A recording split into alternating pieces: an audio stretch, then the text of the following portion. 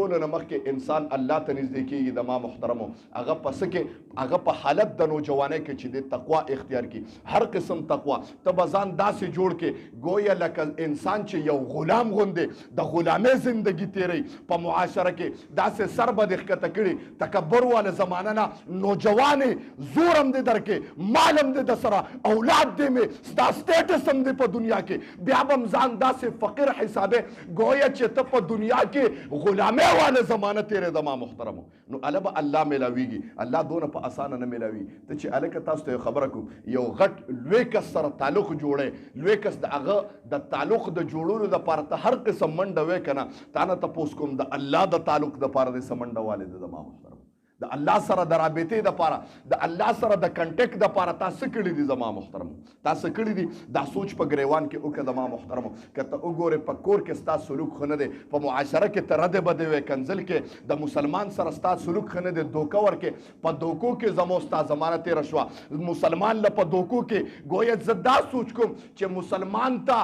دوکه څنګه ورسوم ځان په څنګه برکم زه وایم کومه دوکه چې د مسلمان له ورکړه کوم بد چې د مسلمان ورور سره وکړه کومه سپېړه دي چې مسلمان ورور له ورکړه د خدای په ذات قسم خورم دې منبر نه لګیم هغه دوکه به ستا کور ته راځي هغه به ستا دروازه ډبوي کومه سپېړه د مسلمان ورور له په ناحقه ورکړه هغه سپېړه به راتاویږي واپس به تاله درځي هغه یو آقا و خپل غلام له سپېړه ورکړه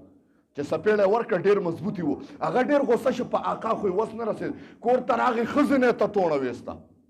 چې ښځې نه یې سپېړه ویسته ښځې پې وس نه رسېده د ښځې زوی و مشرې زوی نه یې ګزار ویسته تتوڼه یې ترې ویسته هغه زوی په بل چا وس ونه رسېد په کشري رور یې راته وکړه کشري رور نه یې تتوڼه ویسته کشري رور چې غوسه شو هغه په بل څه وس ونه رسېد کور کې ورسره سپي ولاړ و هغه له یې تیزه لته ورکړه هغه سپي له چې لته ورکړه سپي غوسه شي د کور نه بار منډې والې یو سړی یې وچیچو پته ولګېده دا د غلام هغه آقا و چې غلام له سپېړه ورکړې وه د ما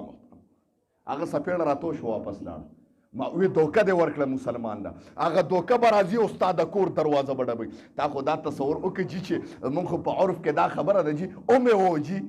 دا مونږ یاره جي کس مې او جي تیر مې باسه زه وایم ا دې ونه و ځان دې حلال که ظالمه ا دې نه دې والې ځان دې غرق که تا دې ته تصور کړی دی سو چرته م ونه کې چې مسلمان سره به دوکه وکړم مسلمان سره به زیاتې وکړم ما وویل دو څیزونو باندې انسان د الله محبوب جوړیږي په هغې کې د ټولو نه مخکې تقوا په حالت د نوجوانۍ کې چې عین شباب نوجوانۍ کې او تقوا اختیار کې الله سره په رابطه شوې الله وایي ما ته دویم دا انسان خوښېږي دویم نمبر چې الله نږدې کېږي په مخ ته ځمکه باندې دویم نمبر زما محترمو دا صدقه ده په حالت د فقر کې مالدار سړی خو صدقې ورکوي که نه فقر پېژنې غریبۍ ته وي مالدار سړی خو الله مال ورکړی صدقه به کوي لیکن صدقه ورکول په حالت د فقر و غریبۍ کې الله وایي ما ته داسې خوښېږي ونحن اقرب الیه من حبل الورید د دې د ساعت د رګ نه ورته زیات نږدې کېږم